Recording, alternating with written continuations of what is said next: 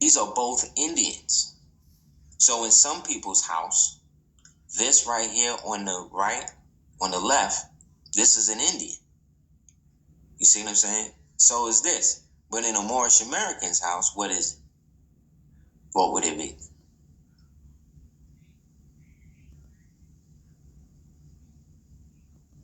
Would it be an Indian head in a Moorish American's house? Right. It would be a Muslim. It would be a right. But what I'm saying, like if somebody came, oh, I like that African piece, and the person whose house that this is from is not or doesn't consider themselves African or black or was a Moorish American, they would say, no, this is actually an image of a Moorish American. But then I could go to another person's house who's just as black, if not darker, and they think that this is a straight Indian piece. Same thing with the red man right here. You understand? Everybody can see the image, right? It's on the screen. On the left-hand side, right, there's a statuesque head, and on the right-hand side, there's this red man head from the cigarettes, right? The point I'm making is that both of these things are examples of true Americana. Americana is the image. The Americana is the image that, or are artifacts that represent the true or the ancient aspect of America, or the truest essence of America. And when you go back to the earliest images of America, these is what pops up. So when this stuff wound up in white people's houses, you understand, white people are not going to create images of grandeur of people that they just subjugated. So what they did was they had to create a perpetual way to characterize or caricaturize ourselves as human beings, so that way they will always be in a position to feel like we're just an ornament. Understand?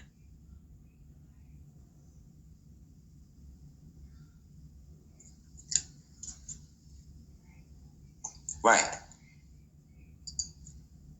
Exactly. Via the stereotype, because in this colorable society, the stereotype is the thing. That's what the thing is seen as first. It's only once the thing unravels itself and you whatever is that when you know it's not. So therefore, the assumption that everything is a caricature, you see, is the basis by which you live. That's why nobody believes you, or they want to try to challenge you when you say that you're a Moorish American, or they want to get into a lot of biblical crap or whatever, because a lot of Moors live by the Bible, and there's nothing wrong with that. You dig? However, our people predated it. The Bible did not exist as a physical aspect until somebody sat there and wrote it. You understand what I'm saying?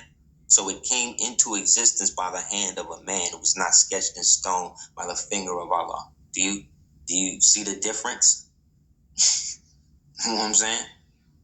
So Muslims, right? So people who are considered Muslims now, like I said in one of the other stages, they are now consorting that with the not only the Arabized thing, but more specifically the Christianity thing. So this is where it all becomes due. In which now, why in making the proper delineation between yourself and that which is deemed now heretical to the main thing that you're saying, because the leaders of the so-called society or system are endorsing other systems above their own. Now, what do Ali never said? When you said, come all ye Asiatics, he didn't make a distinction as to what type of Asiatic you are. He just said, come through. You know what I'm saying? Like, it wasn't like, oh, well, you got to be this type of more. Nah, dude, that's what happened later with people like us when our people got too comfortable in what we are and what we was able to do, you know?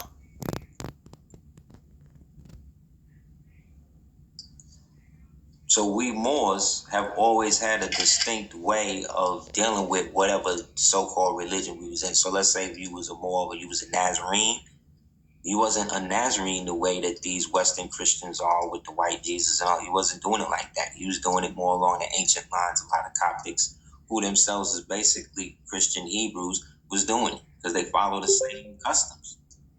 It's just that Christ becomes the venerable. You know what I'm saying?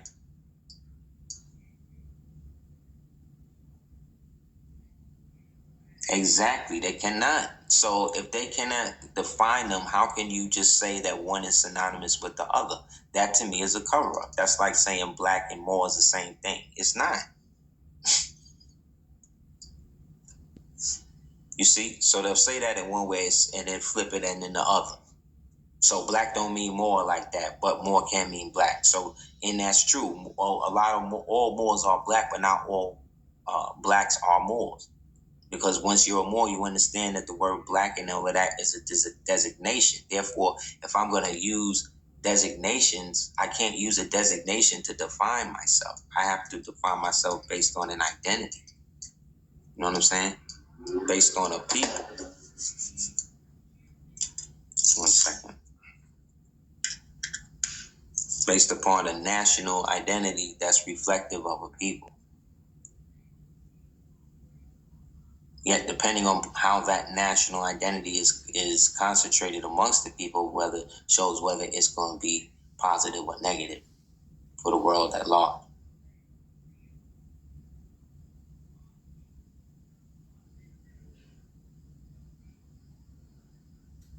Yeah, Muslim is really an old Algonquin word. It can be found in the old Algonquin, and it can be found in the ancient Turkish, right? As Moslem.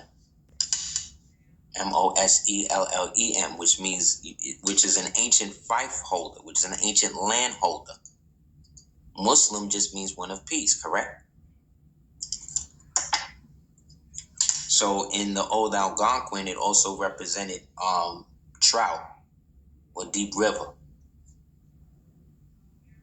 Like the Algonquin, when they used to meet at the place called the Treaty of Elm, where we get Elm Street, and they used to meet under this giant tree, which the ancient Moors that was more forest culture prefer Yggdrasil before they chopped it down, and there they would meet. And the surname of those kings or bays that would be consecrated there was the Eels, but they spelled the eel like eel, Eleel. So it'd be like Dan Spring Eel, you know what I'm saying? One of them. So when you're talking about the 12 tribes of Israel, remember what you got to understand is that when you read the Bible, you actually read these books that they talk about, the tribes themselves were not all related by blood. They were a multitude, as was spoken about in the book of Genesis as well in the book of Exodus. They were a mass multitude of different ancient peoples that were basically of a certain economic class. And amongst that class developed a system or a culture, the same way any of us would live in a lower economic class amongst the greater economic system in a city or county, in a society under a greater occupational government, Rome or anything else, and they developed a culture, a system that they were able to unify behind. And that was where we get the Hebrew language and things like that from, you see? And so whether you was from those who came from Dan or those who came from Naphtali or whatever, what bonded you was the language, because this is the language that was being spoken in those places when they was basically all cohabitating and coming together. Same way if I'm from Brooklyn and I go to Miami, they'll know that I'm from Brooklyn based upon the dialect and how I speak, but how I look in terms of the phenotype or whatever, I'm still obviously of the tribe because I'm of the hue. You get it?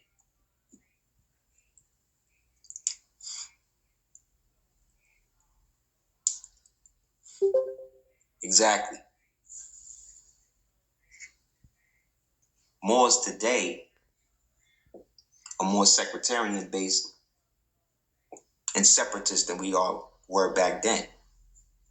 Because see, out of all of these tribes, Moab, Canaan, see, these were established kingdoms already. They was already popping. It was already in their own thing. And a lot of them was giant based and was dealing with the laws and the stuff from the super ancient times. But all of them some of them wasn't as big as the other ones. And then they got, jammed up. And then eventually they was like in the Predator, when you had the big predators fighting the smaller predators, but they predators, but they both up on the humans. That's how it is, or it was with us. And so the little predators hooked up with the humans, you see, to get rid of the crazy giants that was dealing with all of the genetic experimentation, just like the movie, right?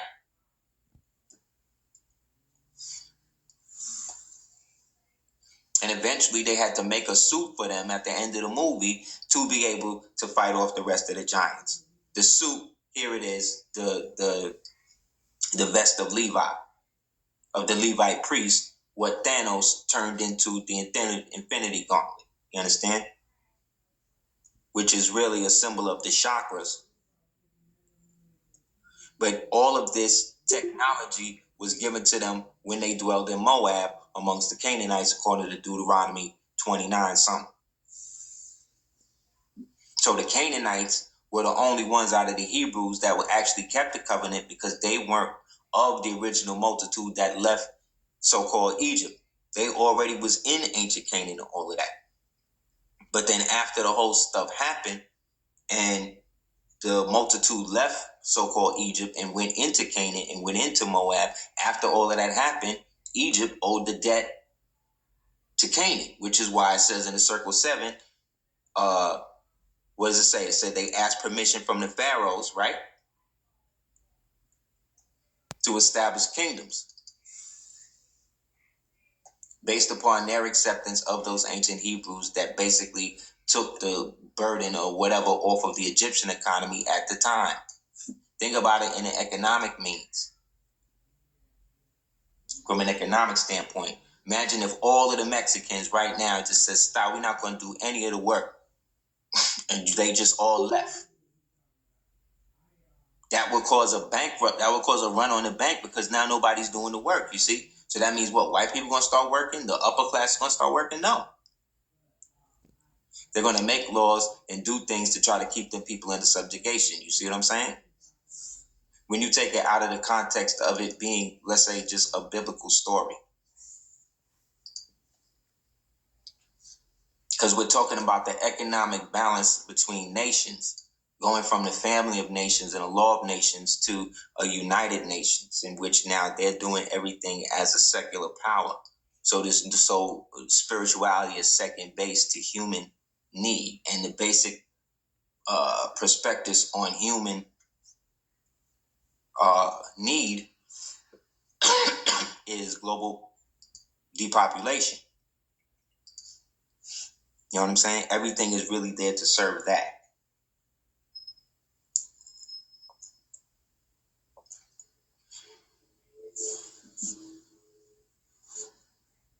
Remember, it's only about maybe 10,000. Let's say there's, let's say an average, we're just being general. Let's say there is 100 out of, let's say, 100. Out of the 100, you have a certain percentage that's always going to put what they're doing back into the economy, no matter how much they're against it. You see what I'm saying? Because let's say you are somebody that's out here trying to destroy government and do some crazy stuff, right? Let's say if that's what you're doing, you still have to go to Walmart. You got to buy duct tape. You understand? You got to pay for gas. Like, you're going to create a trail for yourself. You're going to put yourself in a position in which you still have to pay into the same economy that you're trying to be against. You understand? And that's why the modern beast, Mystery Babylon, in a sense, will always be at a certain level of prestige when it comes to trying to dethrone it. Because what it does is it gets its revolutionaries to become faces for it. You know what I'm saying?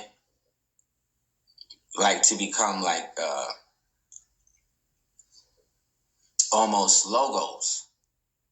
Like, you would have been shot dead if in America in the 50s, if in the 60s, if you was in Miami, if you was walking around with a Che Guevara shirt on. Are you crazy?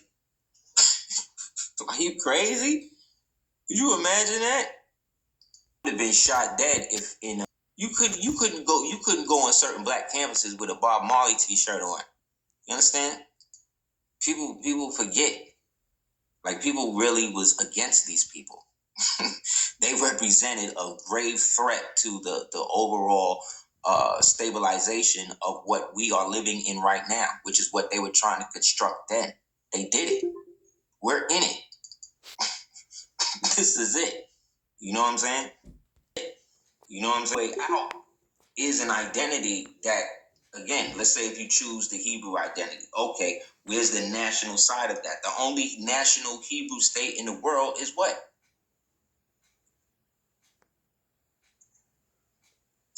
Is what? Israel, right? But it's not but Israel is not a Hebrew state. Look what it says on the United Nations. It says that it is a what? A Jewish state. You understand? When you read things like Mein Kampf and these books that they only let little white boy, racist white boys read, and you read it from an objective perspective. When you read books like that and Helter Skelter, like Manson, and these type of books, or even like the older stuff from Crowley and stuff, when you reach to have a seasoned mind and you start reading how these people do, everything they write in was from the perspective of concealing how great we are in it.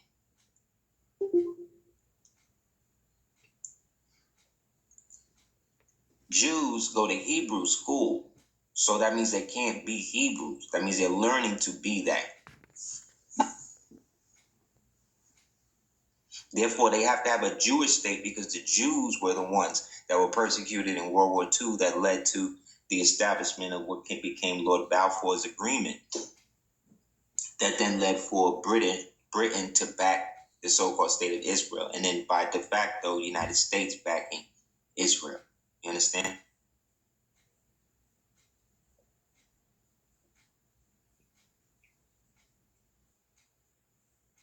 But remember, this was not the original place that them people came from or come from.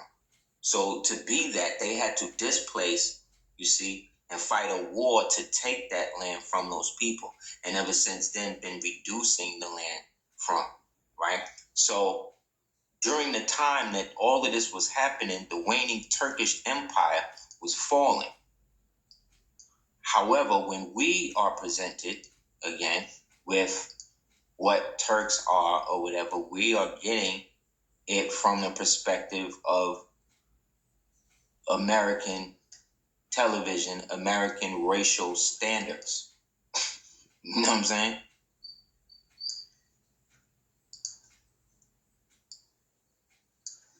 However, we Turks, i.e. Moors, who have always been in America, which we have evidence, right, that what real Turks and these people look like at the time. And when we research the actual time that the Turkish state, as we understand it now, started wearing it, they didn't start wearing it as a national headdress until the late 1800s. But we could show pictures of Moors from the 1300s, 1200s, 300 something BC wearing feathers and turbans, right? So that means that the Turks couldn't have created it, right? And when we see images of these old Hebrews as well, they're also wearing feathers and turbans, correct?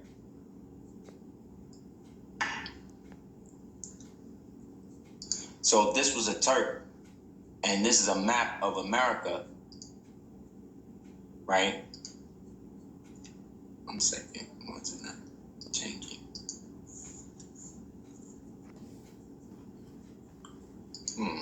One second, guys.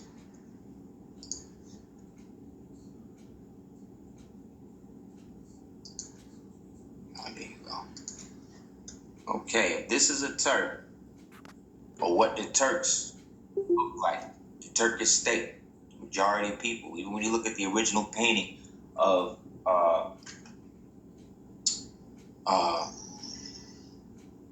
Muhammad the Great, Muhammad II taking Constantinople, you see it's a Moor in the front. Very dark skin, obviously. Yet, we again are taught that these people again came from us. Then when we talk about the greater Ottoman Empire now, so now we go from the 1500s, 1700s, 1800s, 1900s, they want us to think, okay, these people are still white, but then we see images like this, right? One second.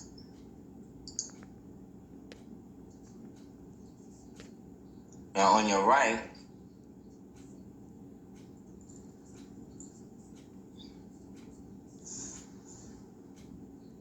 there you go. On your right, who's that?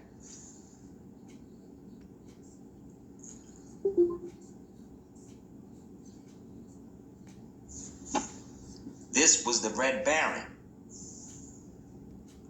Ahmed. That's right. This is who they made the caricature with Snoopy, and the Nazis patterned their Red Baron off of him. Because a lot of the technology that the Nazis were able to incorporate, they got from fighting with the Turks. The Turks at that time fought the first mechanized war, the Crimean War, or what we would officially, when we think of the time of steampunk and all of that was happening around this time, and these inventions and stuff was being made by these great Moorish inventors. Like over there and then over here, you had people like Carver and some of these other great giants that was actually leading in industry, and those industries were feeding those same communities that at one time were cities and nations and states or whatever that was all under the old Moorish Empire. So when we talk about the fall of the old Turkish Empire and whatever, the people at the top or was running stuff or whatever, the majority was these people. They was all replaced once they got the Ataturk in there after the battle of what they call Gallipoli, in which Churchill was shot, which led him to having to use a cane for the rest of his life. I met a descendant of the Turk that shot him. He's a doctor now, or was when I met him. And he told me how dark that was. And his name was Pasha. He was a Pasha. So when I was going in on with the Pashas, he was like, yeah, right away. He said, all my grandparents look like this. Yet the people they call Afro-Turks that live there today, they act like didn't have their own original language prior to them being absorbed into secular Turkish society.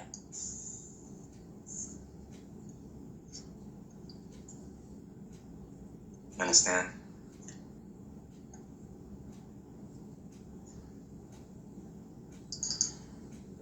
So they also will say, oh, well, think about it. The Moors were the only ones, or are the only ones, with the five-pointed star on their flag. Yet we're Islamic. So the TV, all you got to do is go on basic Wikipedia and you see how they flip the story on. Because once they tell us, oh, well, the French put the star on it to show their occupation. Okay. So you mean that the French was using a five-pointed star pentagram, actually, that is not really on any other French garb that has anything to do with France, but they just put it on the Moroccans. Okay. So when we get into the root of that, we find this.